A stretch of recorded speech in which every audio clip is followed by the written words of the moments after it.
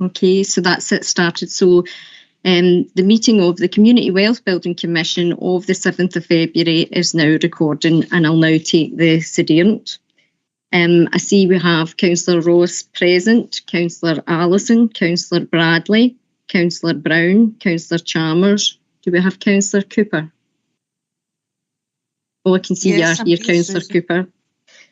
We have Councillor Fagan.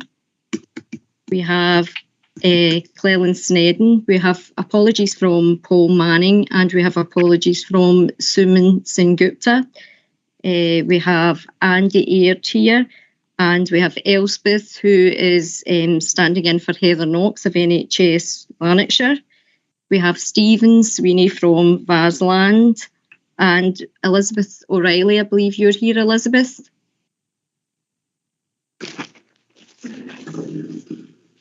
Or is it your colleagues?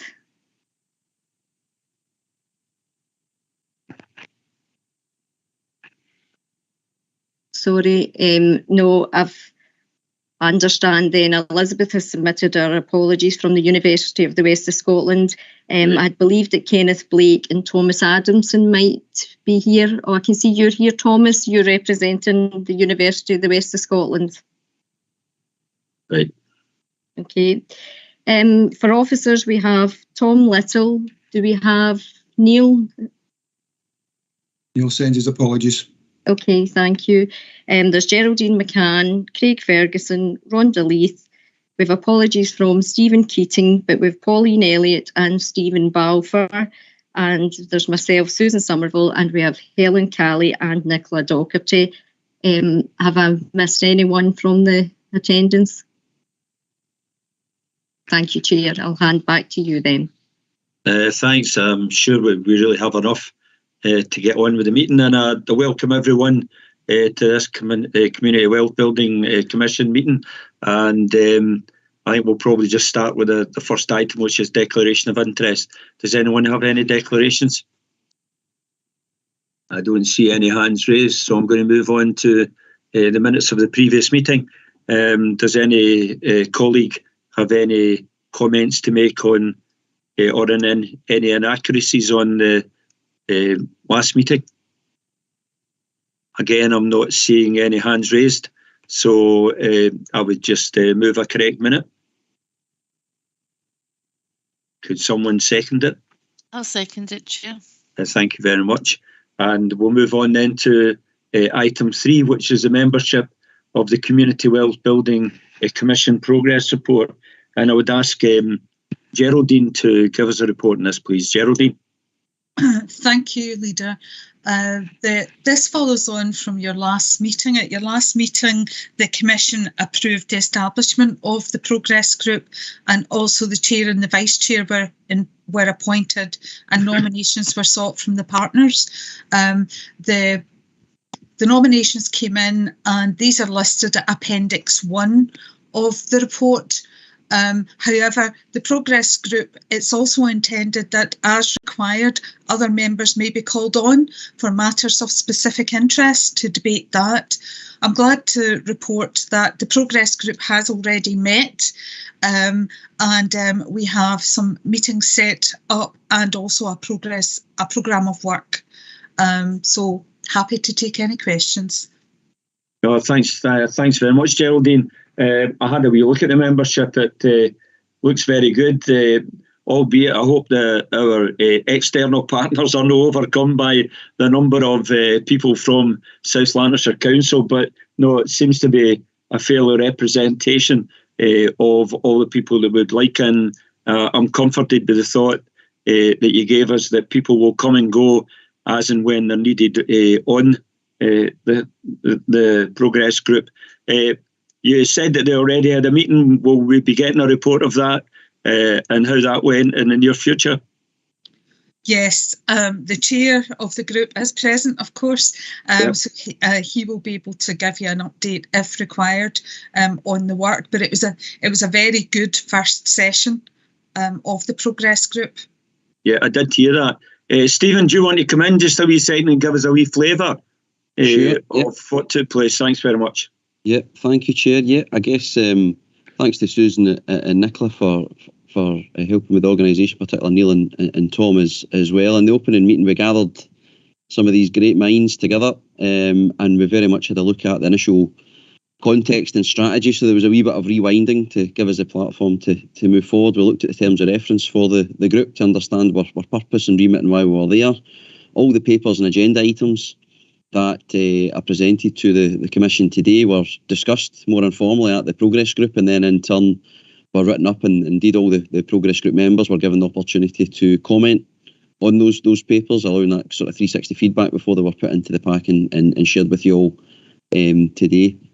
And I guess in terms of future meetings, just by way of summary, we obviously have the strategy and the work plan, and there is a programme of work there. We did also have a little bit of a discussion round about proposed other potential work areas, and I'll just run through them just very, very briefly. And we'd welcome comment from any Commission members just now, or indeed offline, in terms of anything you'd like us to continue with over the coming months, particularly when maybe due to the local elections some may not be as active. So we're actually going to look at the sort of green recovery agenda, look at alignment with the climate change and sustainable development, and the strategy that's in development just now for consultation.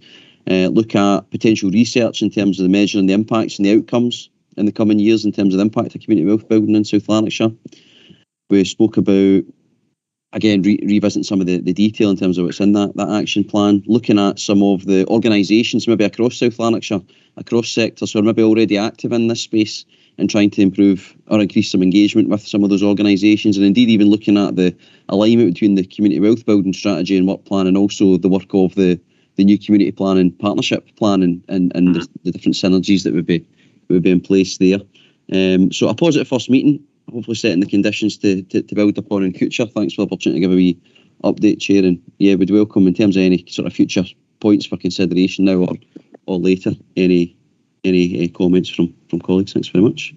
No, thanks very much for that, Stephen. I'm really delighted to see such a fast off the mark go-to group. So, you know, I'm pleasantly surprised about how far you've all got in this short space of time. So thanks very much. Now we'll open it up to comments from any other colleague if they wish to make a comment. Obviously, you gave such a full report there, Stephen. Nobody wants to come in on top of that. So I would just then move the recommendations and see if I have a seconder for that. Maureen? Sorry, Chair, I couldn't get my microphone up there. I'll second. Thank you very much. I would just we agreed then that we can take this forward. Thank you very much. We'll move on then to item 4, which is the community wealth building local spend. And Craig, if you could possibly give us a report on this, please. Yeah, thank you, Chair. Morning, everyone. So the report provides an update to the Commission on the Council's current position on local spend. And just to begin by covering off section 4, which kind of provides an outline in relation to the actual performance measure itself. So the local spend measure is as defined by the local government benchmarking framework, and it covers what proportion of my council's procurement is spent on local enterprises.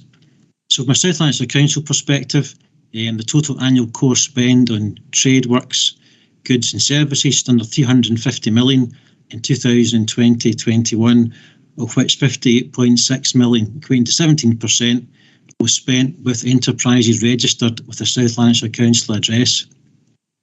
And just to note, the measure itself isn't limited to SMEs, but to all enterprises, including large companies registered within South Lanarkshire. At 4.2, the table there provides the kind of history of the Council's performance, and obviously alongside that we've got the Scottish average. So you can see there's been some increases from 16-17 to 17-18, and then from 17-18 to 18-19, and thereafter it's kind of levelled out a wee bit. Then we've seen a slight reduction in 2020-21, and just to note there, we're still awaiting the Scottish average.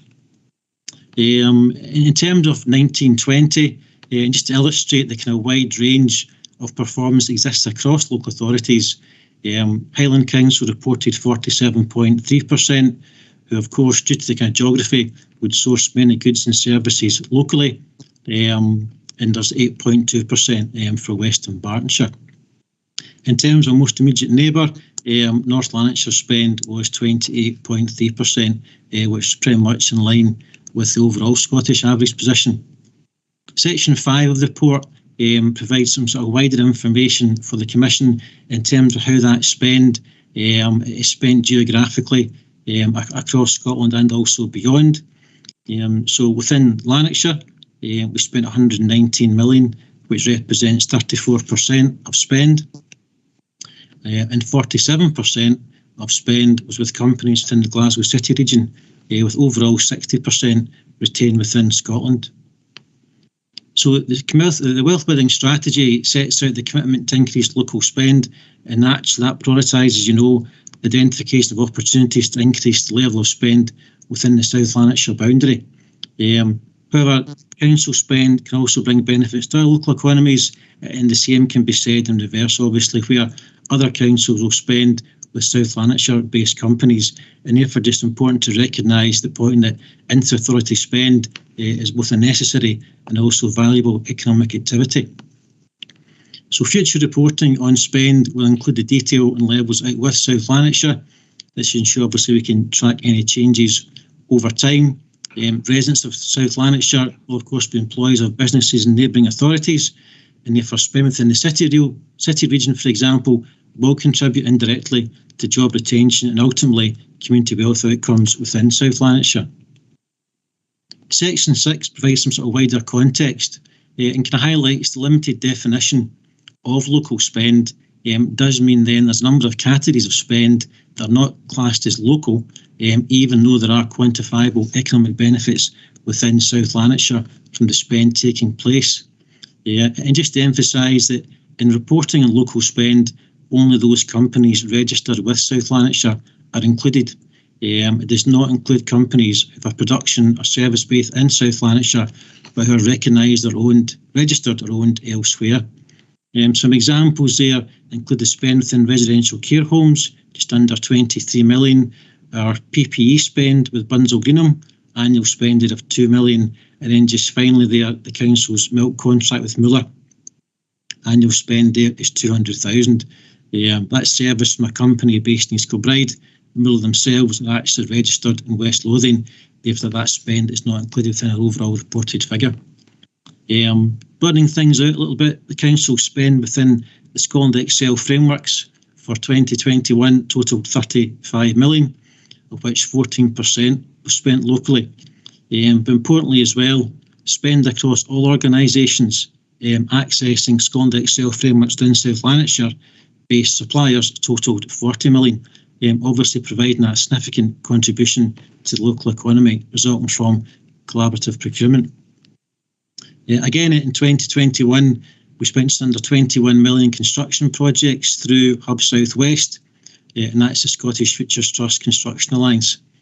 Hub South West themselves are registered within North Lanarkshire, so that spend does not actually qualify as being local to SLC, albeit 40%, just over 8 million of the spend with the hub was subcontracted back to South Lanarkshire-based contractors.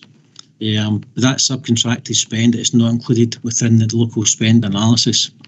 And then just finally, it's worth highlighting there are several commodities where there is just naturally very limited scope to source the right goods or services from South Lanarkshire enterprises, noting there finance and leasing, we spend around 40 million a year, much for IT spend 20 million, and of course utility contracts just over 9. Section 7 provides some sort of brief reference to the kind of wider economic backdrop, and essentially our procurement practices and engagement with local businesses can obviously influence local spend levels, and as the Commission will be aware, there's a wide range of actions underway to improve local spend where we can, but certainly there is obviously that aspect around the availability of local businesses that can meet the procurement requirements of council services, and also those who are willing to participate with ourselves in tendering opportunities. And certainly from analysis done to date, there are more businesses within North Lanarkshire that can secure higher value contracts two examples I can cite there around Wells Brothers and Hub Southwest, both very much focused on the construction side of things. Section 8 of the report covers the next steps and the further actions that will be taken to progress our understanding of the factors that can influence the levels of local spend, but also importantly identify further opportunities for local spend. Beginning with analysis of the mix of South Lanarkshire-based businesses, how it compares to those in North, kind of drilling down beyond some of the headline spend levels in that pyramid diagram, looking at what's spent, across categories within SLC, Pan Lanarkshire, and beyond, including what is spent out with Scotland. Grow Local is a Scottish Government reporting tool that allows us to look at areas of spend that take place out with Lanarkshire, where potentially there is scope to have a greater spend focused within the area. And there's work ongoing just now, particularly with colleagues in roads, to review opportunities there.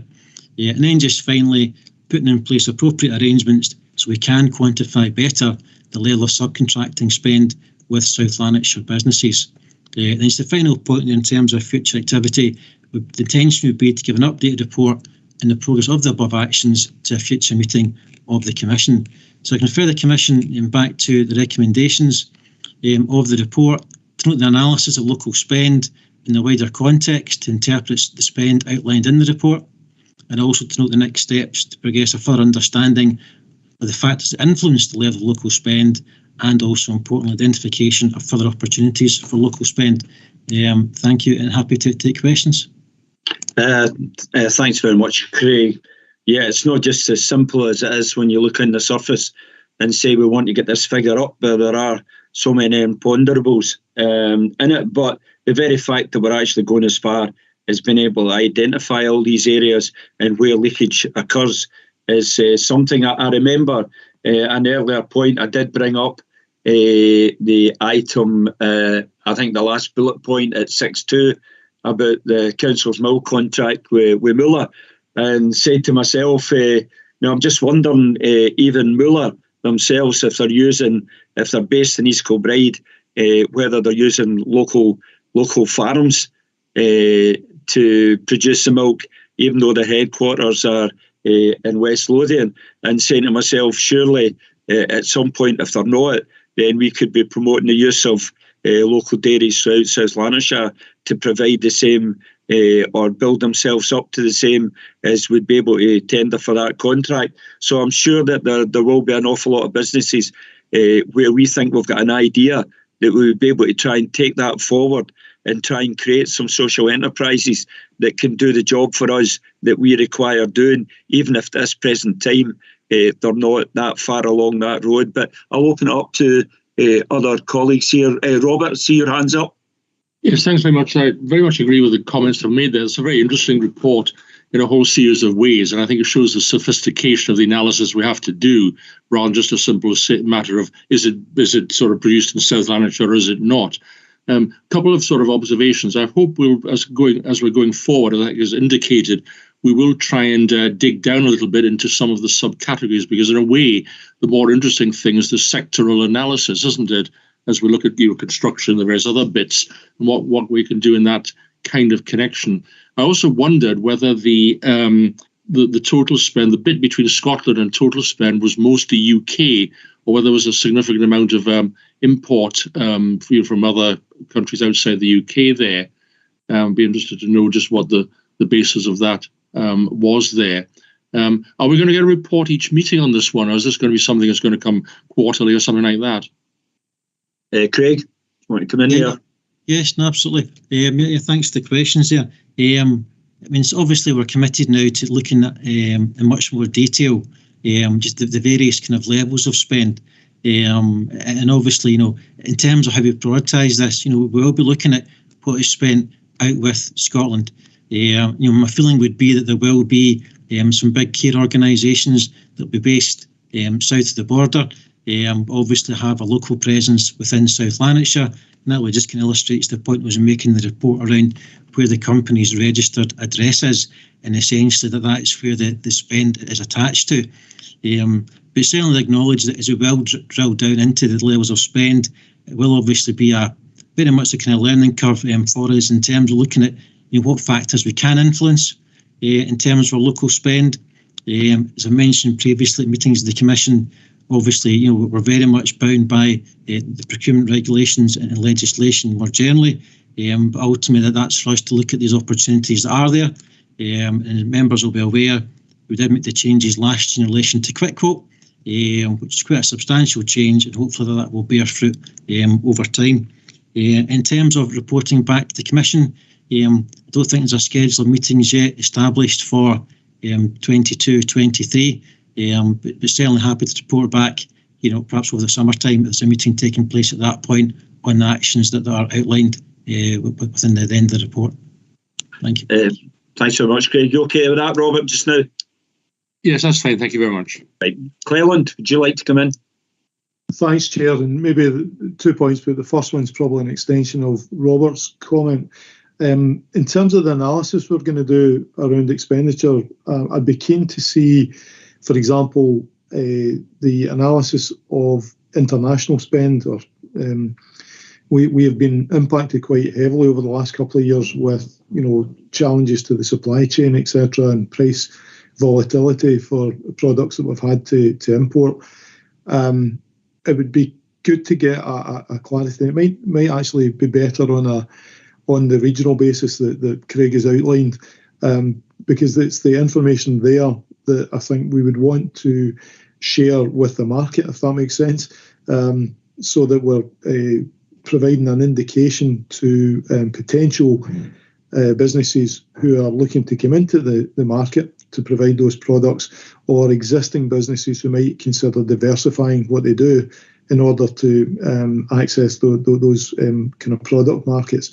So this is about giving a clear signal to businesses in our area that we would hope to be able to procure certain products more locally, and we'll give them some parameters around the cost parameters that we would want to work within. But if we can reduce the amount of product that's coming, particularly very long distances, where there's obviously a climate aspect to that, but we are going to improve the resilience of our supply chains whilst promoting local work. So that's maybe just a further wrinkle in the work that Craig has set out in terms of the further analysis. It'd be really good to know what supply chains have presented the greatest challenge to us that are coming from a longer distance, and how we then share that information through partners like Elevator as part of Business Gateway, or just through other colleagues who are engaging with businesses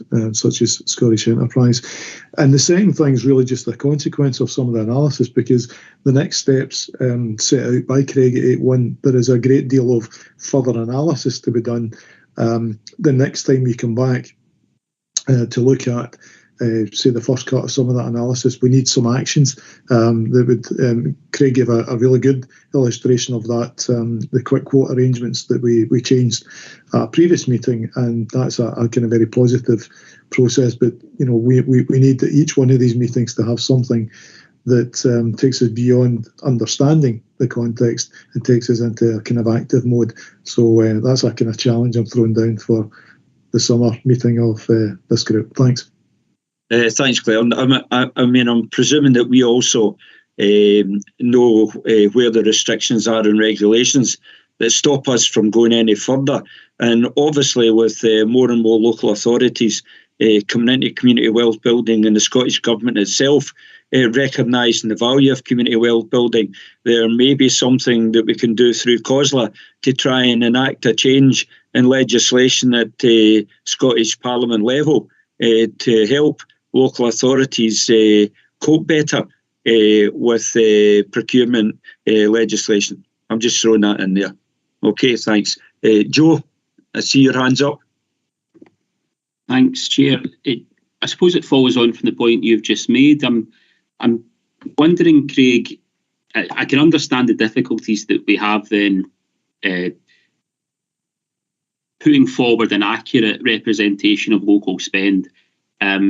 I'm just wondering, given that this is a kind of emerging agenda across Scotland, it's something which there's now Scottish Government interest in, and as John has just said, COSLA interest in. I suppose taking on that job of being able to more accurately represent local spend isn't something we have to take on entirely by ourselves. I'm just wondering if there are any developments or any suggestion that some of that national benchmarking could be improved on, or maybe alternative measures out there that might be able to help us represent what is actually happening in the economy, and that then allows us to assess what the next steps are and what more we can do to maximise the benefit of that local spend. Okay, Craig. Yeah, thanks for that point. Yeah, absolutely. And there is a national forum of procurement managers that meets on a regular basis, and there is input provided to that meeting from Scottish Government. There's no doubt some of the kind of points are made during the detail of that report essentially represent issues that all councils experience in terms of, for example, how the PI is actually measured. Hopefully what the report got across is that this is more complex than just essentially monitoring one percentage level. There's no doubt that definitely has to be front and centre. Ultimately, there are still other things that are happening where obviously there is local spend being generated. It's just not captured by the performance measure itself. And I think certainly, it's not an unreasonable observation that measure itself is rather simplistic and that it's not particularly sophisticated in actually gathering, the other local spend levels that happen behind that. Hence the reason for providing some of the information in the report to the Commission today. So hopefully that this is a dialogue that evolves. I'd certainly acknowledge the point the Chair made in relation to the regulation. There's no doubt the most immediate area of focus was Quick Quote, and that's because essentially, Quick Quote covers non-regulated spend, where we have got that flexibility around the number of local quotes we can actually seek as part of any Quick Quote tender. Once you go into the realms of regulated procurement spend, then essentially there just isn't anything like the flexibility that is presented through the kind of smaller value procurements. So again, hopefully that's something that evolves over time. Thanks very much, Craig. Elspeth?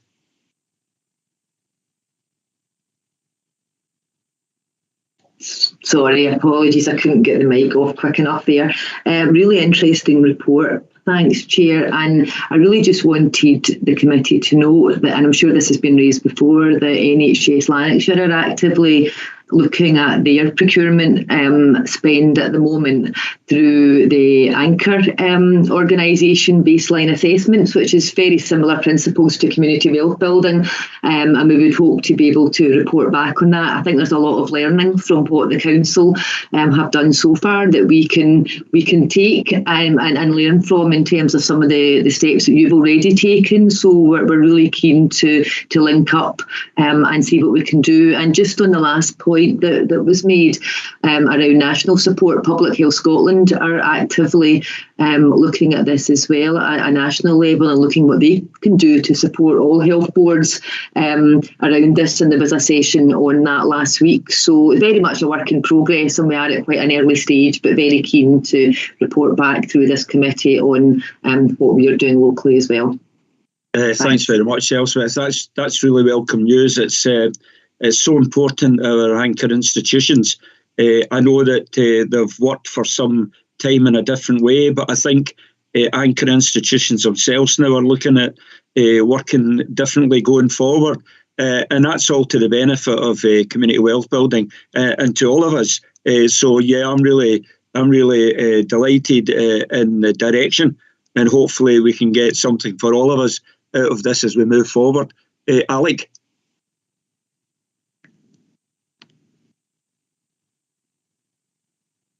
Sorry, John.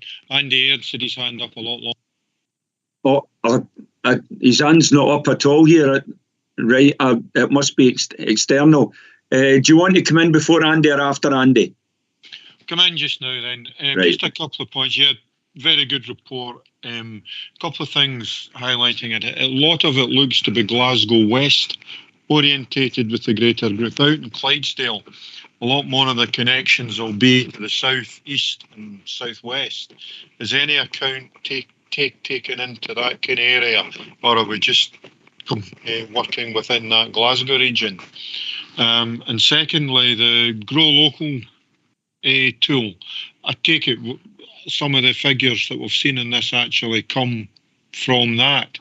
Is there any chance of, although it says they're going to analyse that report and come back to us at a later meeting, is there any chance of seeing that tool or knowing how you get access to it to see yourselves before then what the leakage is like? I'll press the right button this time. Craig? Yeah, thanks.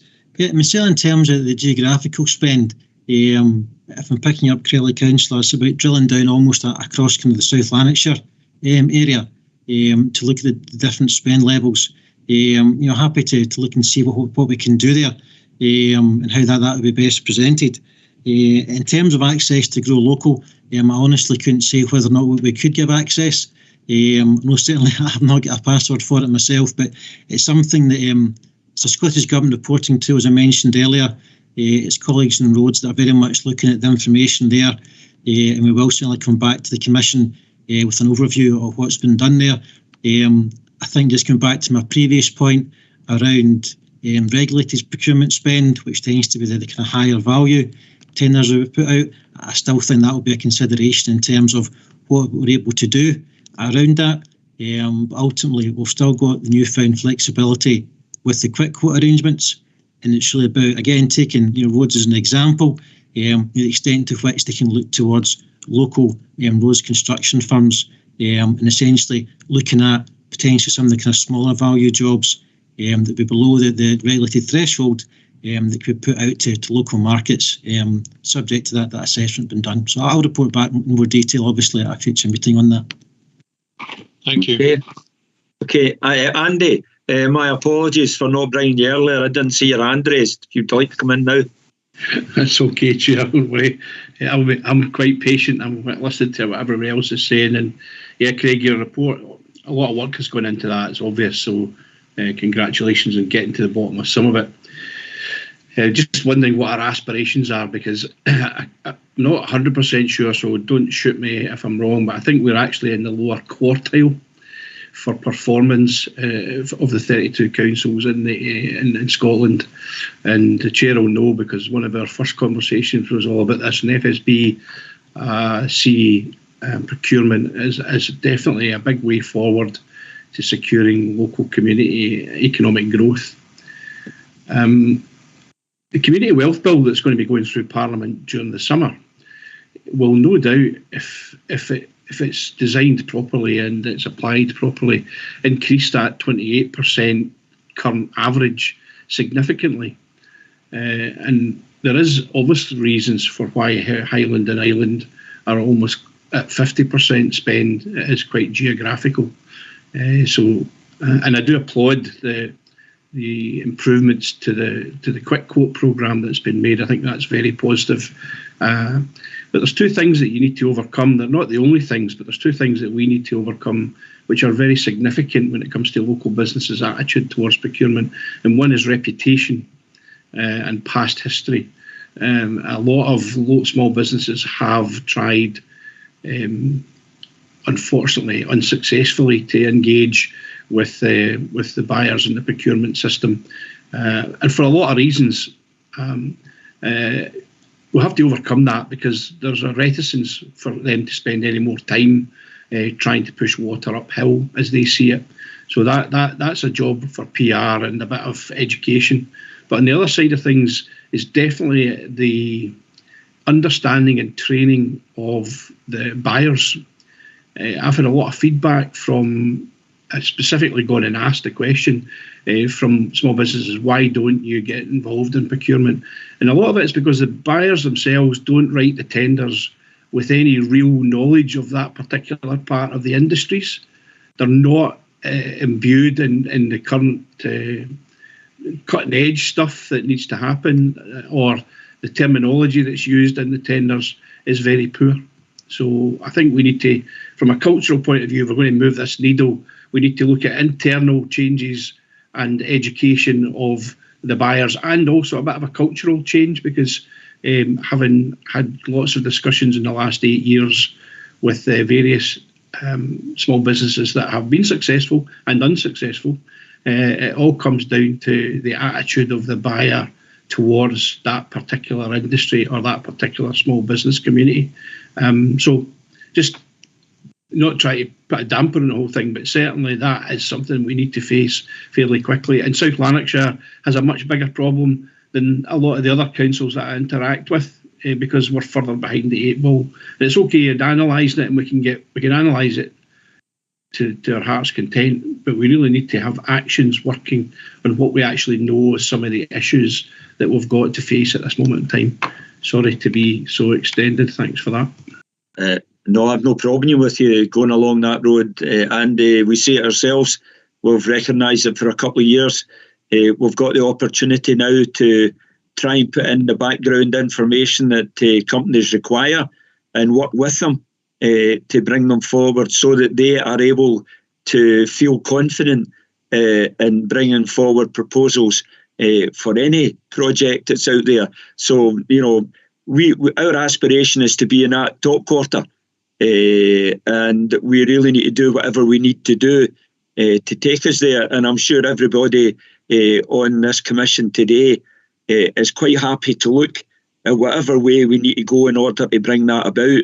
And you'll find in lots of other authorities there are groups who are actively working with local businesses now to try and get a combined procurement or ways that they can do it that give them the knowledge and how to fill in all the necessary forms. So I have no problem with you saying that at all. It's something that we will actively be working to. The whole idea in creating this was to try and take us forward. So, you know, I hear your words, we're listening, and hopefully we'll do something about it. Does any other colleague have anything else to say on this item? Andy, you want to come back in? Just to say that the supplier development programme we have is a key, it's an absolute great tool. It's sitting on our doorstep. We've got a lot of ability to interact with it. We could actually become quite a pilot for it, and using that as an education for the buyers, because a lot of it is come and meet the buyer, but when you go to these meetings, it's the buyer telling you what they need. That we need to reverse that whole programme, and the buyer needs to be asking, what does the local business community need from us to be able to make this work better? So meet the local buyer or meet the real buyer needs to be, we're going to be listening to you rather than talking to you about it. Well, and who better to bring in at this point in time an our meet the buyer representative, Maureen? I don't think that's really the description, John. But as I've just recently joined the Supplier Development Board representing the council, or as the council's nominated person. But I'm just listening to the work they're doing, just because I'm quite new at it. It's all about relationships, isn't it? So it's all about everybody really dropping the silos and working together. And I know there's some really good stuff going on just now around business gateways, working with Supplier Development Programme, the work round about the construction sector. And there was the work, the Meet the Buyer event, which is again, is building relationships, bringing people together. But I think we just need to keep building those relationships and make sure that folk are equipped with the tools from all sides, from the business side and from the procurement side, to kind of do that work. I'm really keen. I think, you know, there's really lots and lots of support for the Supplier Development Programme, but there's gaps. There's bits that are not joined up properly. So I think we just need to keep working together with Elevator for the Business Gateway side and Supplier Development Programme, and work together to kind of take this forward, because we can only all benefit. But again, the reason we've got this commission, the reason the CPP does all the work it's done is because of partnerships, relationships, dropping those kind of, you know, the boundaries of how we work, just getting stuck in there and doing it. And I'm really delighted to hear what Elspeth was saying, because I know there's been some work with the, is it Health and Learning Network that are supporting Greater Glasgow, and I know that North Lanarkshire NHS is going to get involved too, again round about procurement work, so and Supplier Development Programme are in and are the and amongst that. So I think the more we do together and build relationships, the more we can achieve. Just to finish it, just to put a positive spin on it, Chair, we were when we talked at first back probably four years ago, probably more than that. You were at about 12.5% spend locally. You're not 18, so that's almost a 50% improvement. realistically it is. So all we need is another 50% improvement to get to average, which I think we can easily do within the next 12 months. Hopefully we should give ourselves that as at least an ambition.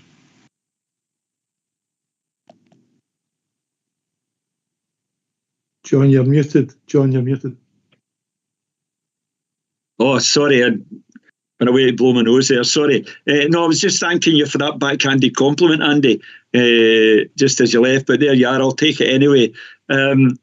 Listen, I think I don't see any other colleagues hand up to make comment, so let's just move the recommendations. And are we accepting them? Yeah. Agreed. Thanks very much. We move on to item 5, which is the South Lanarkshire Tourism Cooperative and Strategy Update. And can I have Stephen Balfour and Stephen Keaton to come in this one, please? Give us a report. Thanks. Thanks, Chair. It's me, Stephen Balfour, that will cover this. The purpose of this report, I suppose, is just to give a bit of an update on the tourism strategy development and the potential creation of a kind of tourism membership organisation. The report in section 3, I've tried to give a bit of background, both in terms of the where the additional money has been allocated via the Get South Lanarkshire Working strand that was announced early last year. There was obviously £3 million allocated to social enterprises, inward investment and to tourism. There was £500,000 of that £3 million ring-fenced, particularly for tourism development work. I've tried to give a wee bit of a background in terms of previous efforts in this area or previous strategies. Some people might know most work up until this point has been done on a pan-Lanarkshire basis, with the first tourism strategy being developed in 2005. There's been 3 strategies since that time, and groupings as well of tourism businesses have been on a pan-Lanarkshire basis as well. There was a Lanarkshire Tourism Area Partnership, which was a kind of some public officials with some private officials used to be in the membership of that. And in terms of industry groupings, there was a couple of different groups initially started up, which merged later on to become the Lanarkshire Tourism Association. Sadly, the kind of long-standing chair stepped down in 2020, and then kind of interest in the group kind of waned at that point. Obviously, we can't ignore the fact that a lot of businesses' focus has been on their individual business as well, due to obviously COVID and other kind of challenges. In section 4, that's a very brief paragraph about tourism's role in community wealth building, but I'm sure everybody can appreciate it extends far beyond that. Obviously, tourism is a big economic development driver in the local area. Provides quite a lot of jobs. The jobs are spread across urban and rural areas, and also it helps to sometimes make facilities more viable than if they were just relying on a local audience. In section 5, obviously tried to touch upon some of the work that we've been doing over the last year.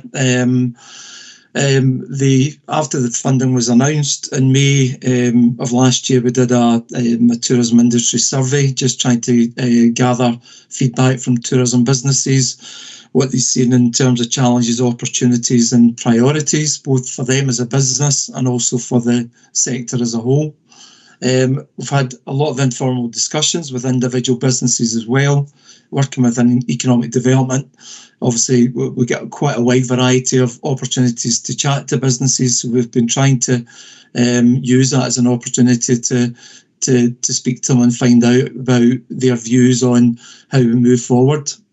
We've also engaged with some groups. We've attended quite a number of Clydesdale tourism group meetings and given them an update on our work up until now, and we've tried to reflect their strategy, the Clydesdale tourism strategy, within the wider strategy.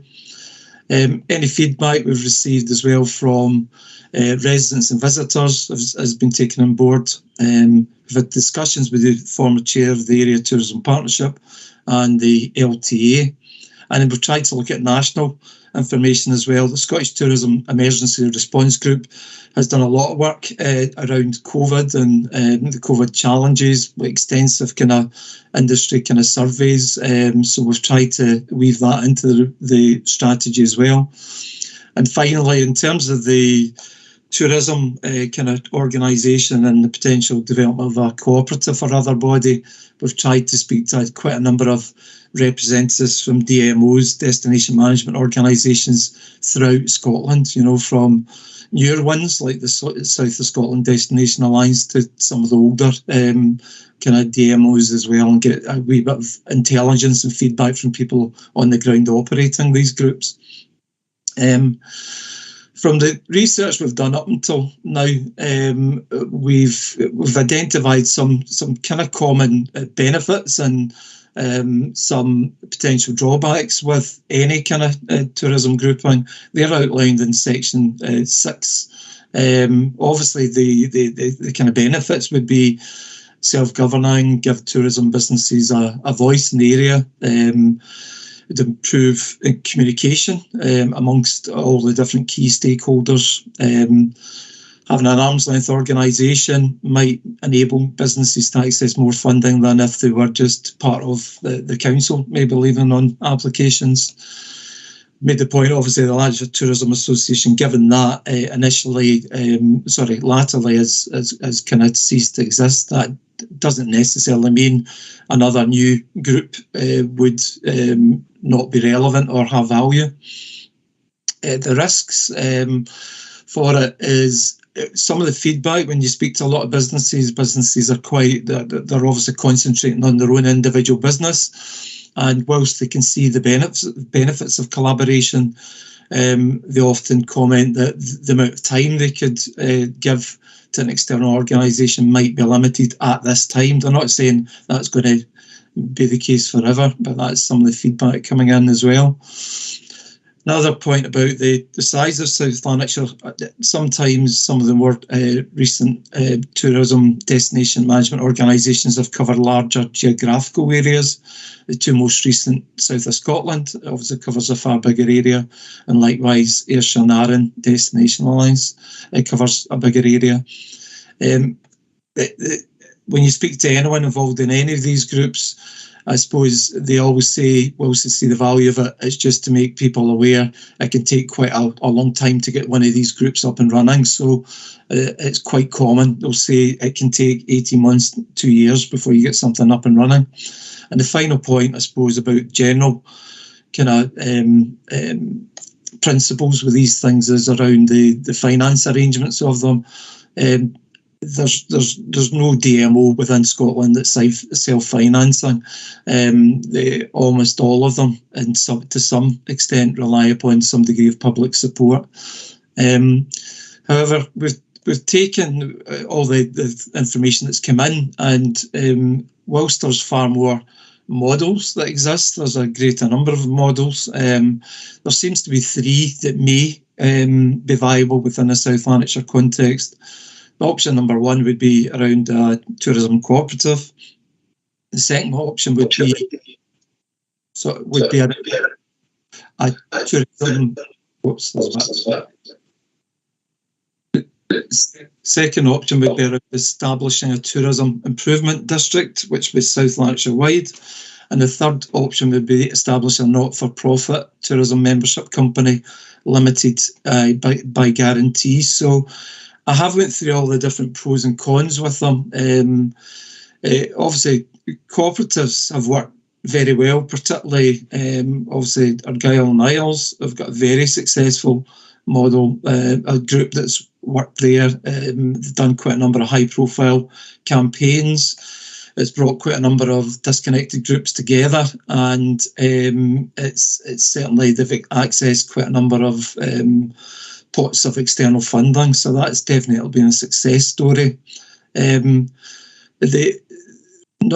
the drawback of a cooperative model as per se, but some of the people, when I'm speaking to them, you're finding some cooperatives that are changing their models. There's a couple of instances we came across, and they're changing it maybe to slightly less formal kind of organisational structure. And a comment I've heard from a few people, again, is just around, I think people know the term cooperative, but when it's applied to a tourism context, sometimes there's a wee bit of what does that actually mean? You know, they understand it in other contexts, but maybe not so well in a tourism context. Tourism improvement districts, or formerly known as business improvement districts, there's quite a few of these in Scotland. Loch Ness and Inverness tourism bid.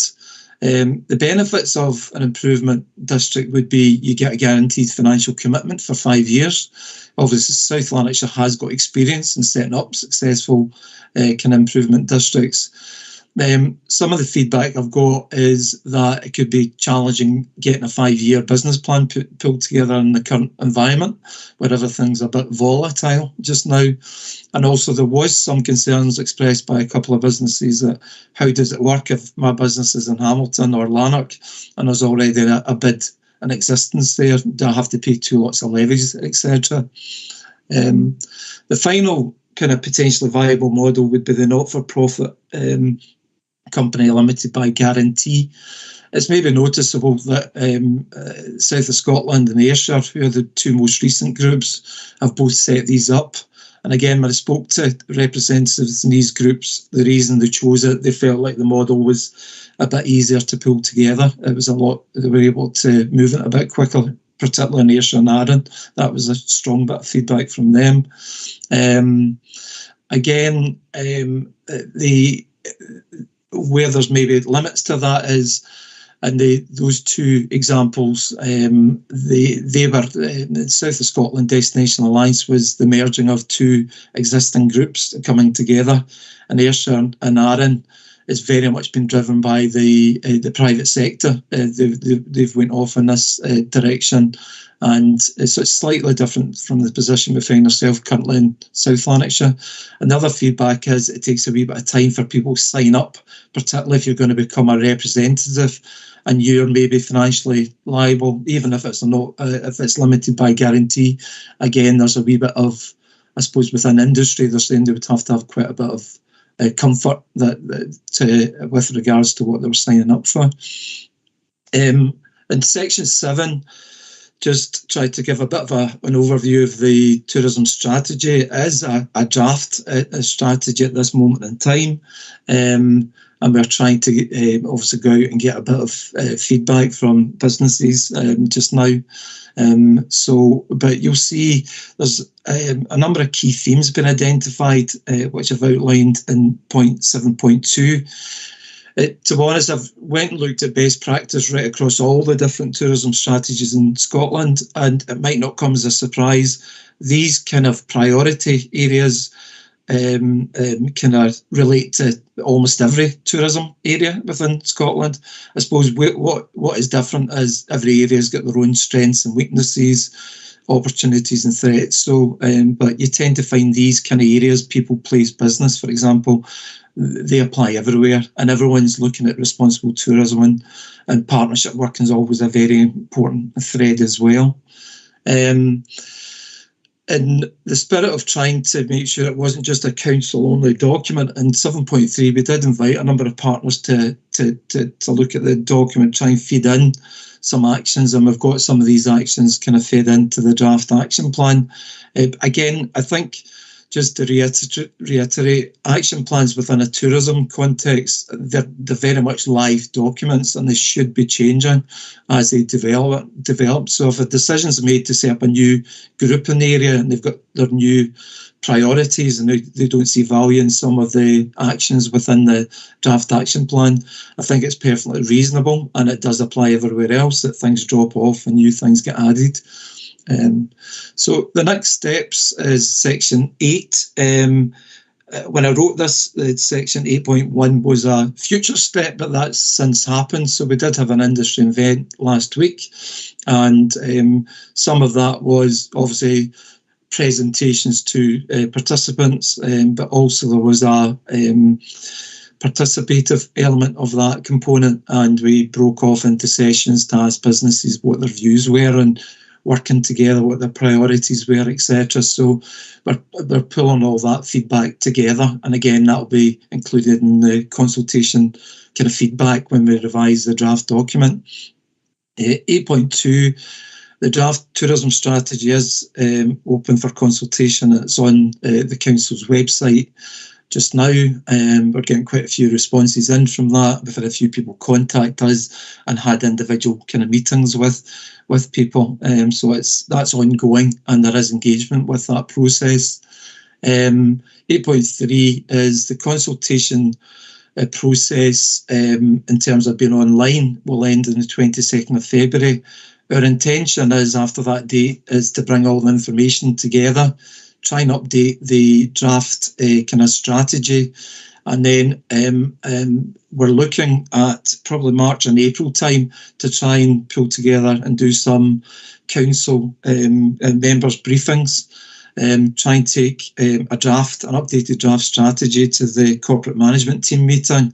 And I think a revised timetable is to take an updated draft strategy to committee in June, with the final document hopefully going for approval in September this year, just again to allow proper consultation and proper updating of all these the comments that come in. And I think that's everything. I think the other, like I've already said, the budget is £500,000, and there's money earmarked for potential new officers to come in and help get a new group up and running. We're trying to get the information coming in to see, is that really what businesses want just now? So thank you very much, and happy to take any questions or feedback. Thanks very much, Stephen. That's a fairly in-depth report there, and thank you very much for the time it's taken for the team to bring that forward. I know there's been a lot of work that's went on in the background. I was hoping you were going to give me a wee bit more of a teaser on 8.1, and I'll simply ask, did you get a fair bit of engagement from those present at the fair? We did, yeah. The general feedback was one which was positive around collaboration. I think everybody sees the value of collaboration. I don't think anyone would turn around and say, no, it doesn't make any sense. But there's always a caveat that their time is limited as to how much they could give at this present moment in time. So I think everybody sees the value of it. Everybody is keen to do it, but almost everyone's saying, look, the amount of time that they personally could give to take time out of their business is limited at this moment in time. There probably is a semi-related point to this as well. Elevator, who run the Business Gateway contract, obviously have recently been awarded some money to go away and do a South Lanarkshire Tourism Leadership Programme, which will start it's going to be in March time, and it's quite short and sharp. It's over 3 months. It's getting led by an external consultant called Karen Tobin, and Karen Tobin's a very well respected figure within the kind of tourism kind of destination management organisation context. So she's leading it, and I had a meeting with Karen on Friday, and Karen knows about this wider work. So the hope is, regardless of what model might be decided going forward, even if it's an informal group of sorts, hopefully Karen will be able to identify some people that might be potential leaders going forward, and she's aware that that's an aspiration we've got from it. So hopefully that work will dovetail really well with this, and a few potential leaders might emerge from that. No, that's great news, Stephen. Thanks very much. I'll open up to any other colleague who would like to make comment or have questions of Stephen. Alec?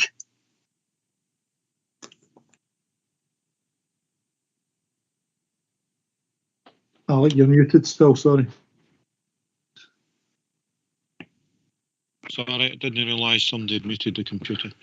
Aye, very full report, Stephen. It's good. Section 5, you've been indicating all the different people you were speaking to try and learn lessons from the past. what are these lessons? Is there a synergy throughout the whole of South Lanarkshire that they were all looking for different things or the same things? Was it the same mistakes, or was it simply there didn't seem to be a core response that all parts of South Lanarkshire could buy into?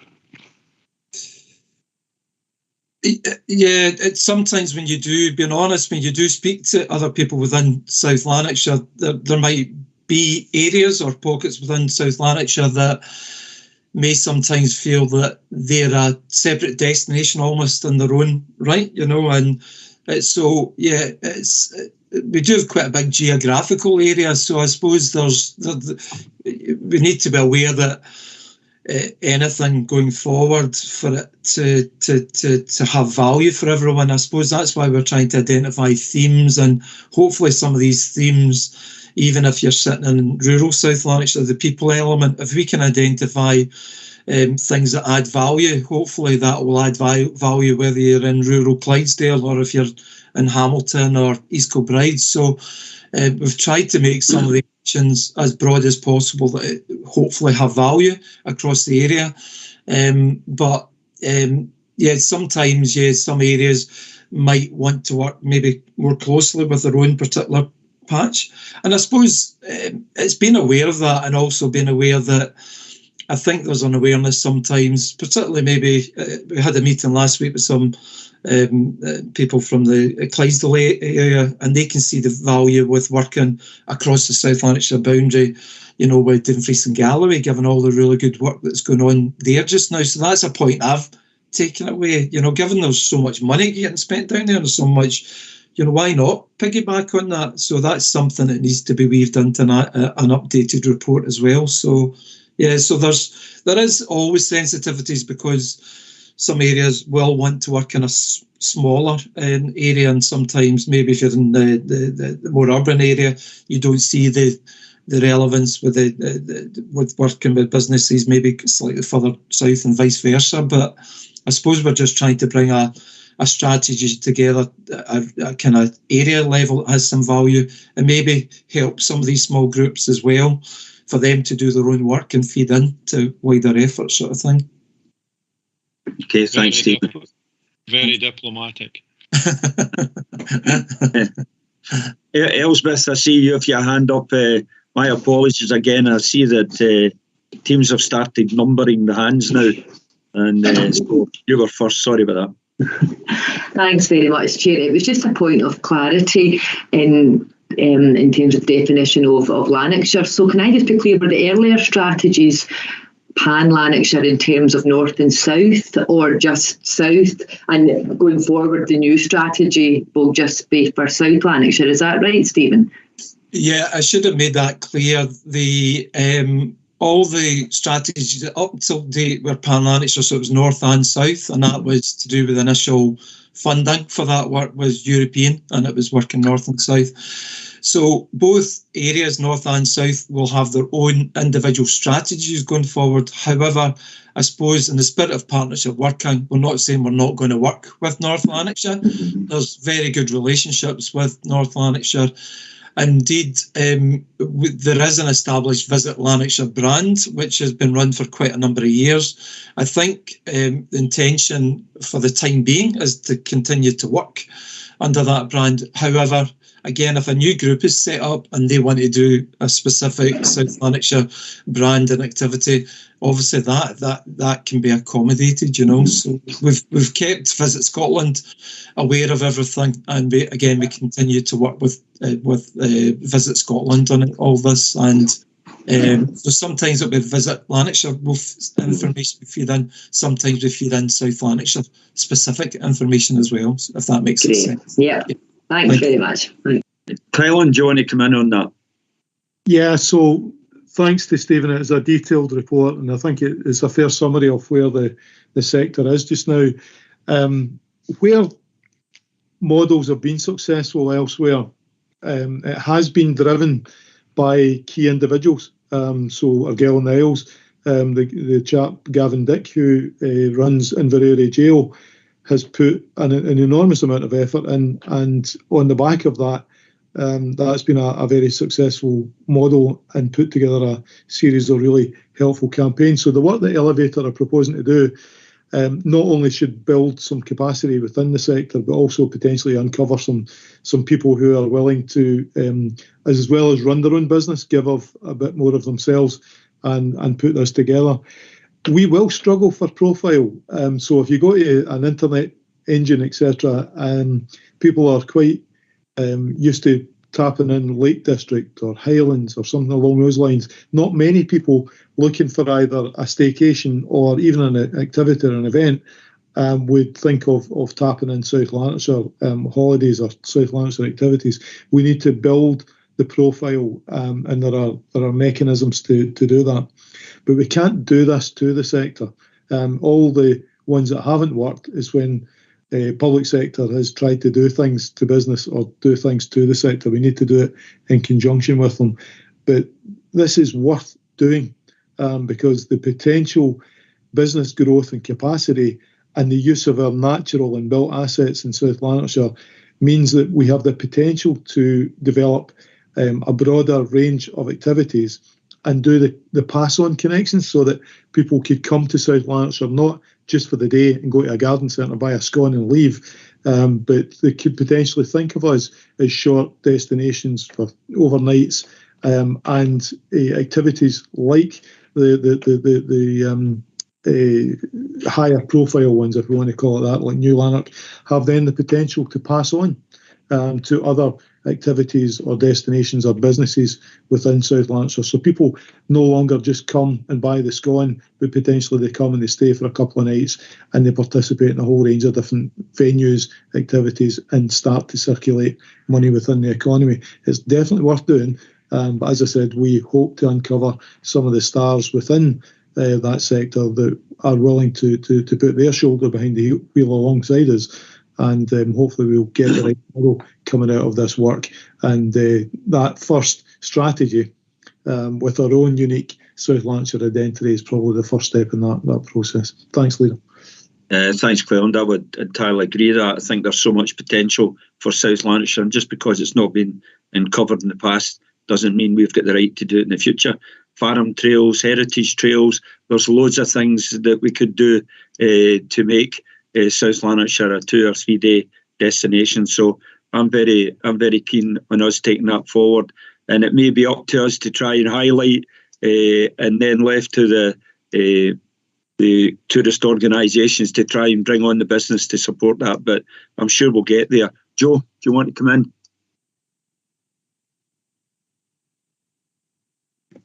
Only briefly, to really just to say that I think one of the areas where the council can make a contribution, or really an extension of the council can make a contribution. In fact, even using the term extension of the council, I think is probably a controversial right now. But how do I put it? We own lots of assets, and some of the most visited assets in the west of Scotland are our country parks, and some of our venues obviously hit by COVID. One of the areas that I was keen to see us develop a bit more as we think about the future of our relationship with the Leisure and Culture Trust and the future of the Leisure and Culture Trust itself is actually the economic contribution that it can make. And so there's very much been a focus on making the trust itself as a leisure and culture provider more financially sustainable, and assessing the nature of the council's relationship with it. One of the areas that has come up in conversations before and that I wouldn't like to see fall off the agenda is actually how we use leisure and culture, those assets, to promote events when the time becomes right for us really to ramp up promoting events in South Lanarkshire, and how we promote the potential that some of the assets we already have can make to people spending the sort of tourists pound in our area. And I would just be repeating what other people have said, but I thought what Clellan made a very useful point there, which is we can't do this to the sector. The sector's got to allow this to evolve. But we do have levers that we can pull, or our immediate partners have levers that they can pull to hopefully drive up some of those visitor numbers. Okay, Joe, thanks for these comments. I don't see any other hands raised, so can we agree the recommendations? Agreed. Thank you very much. Can we move on then? Sorry? I'm sorry. I was just saying agreed. Okay, we move on to item 6, which is Community Wealth Building Annual Report Proposal, pages 25 to 28. And Tom, if you could come in on this one, please. Thanks, Chair. The background to this, excuse me a second, let me read this. The background to this report is very straightforward. As you know, we have our Community Wealth Building Strategy, and you approved an action plan in terms of delivery of that strategy. And most recently, you got the first of the monitoring reports that you agreed would bring to you for Q2 and Q4 each year. In this case, Q2, which you got in October. So that's a kind of formal process by which we demonstrate progress of where we're getting to with the strategy. But I think there's an chance here to reach a wider audience and to really take it out beyond, you know, the small group that we've got here. And that's why I'm bringing this proposal to you for an annual report. Now, the point of this being is being much more accessible, we would hope, than the kind of formal reports that you see. So it will be public facing, heavy use of graphics, case studies, etc., to humanise things and make it just a bit more interesting and appealing to the wider population. So what we'd hope to do with your agreement is create the first of those annual reports now and bring it to the first meeting of the Commission after the local authority elections. There's a proposed structure at 4.4 in this report. I think, again, it's fairly straightforward, bearing in mind it's the first kind of publicly accessible document we'll be doing, so it'd be quite introductory. It'd be explaining to people what community wealth building is. Probably the most important section would be that one in the middle, progress. I imagine that'd be quite chunky. That's where we'll see those graphics, where we'll see those case studies. And then what's next, and importantly, I think, at the end, how other people can get involved, how they can learn more about the whole process and what we're doing within it. So as I say, with your approval, we'll draft this, certainly complete it, I would think, in May, with a view to bringing it to the following meeting of the Commission for approval. And as you'd expect from an annual report, we'll do that every year. Happy to take any questions. No, thanks very much, Tom. I would certainly go along with your views on that item. I think something that we can put out there that's public facing and is in as simple terms as possible to engage as many as people as possible is what we should be doing. So has any other colleague got any comments to make on this? Nope, I don't see any hands up at this present time. So can we agree to take this forward on that basis then? Agreed. Agreed. Thank you very much.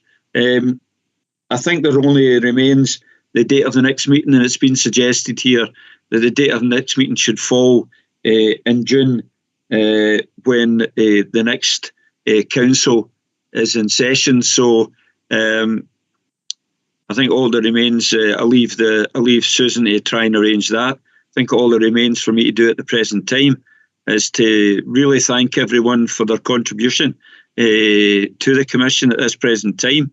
And hopefully we'll see many of us back at the next meeting in June. But can I thank everybody in the meantime for the work they've put in and the continuing work that the Progress Group will be doing in the background while the rest of us are swanning off into an election period.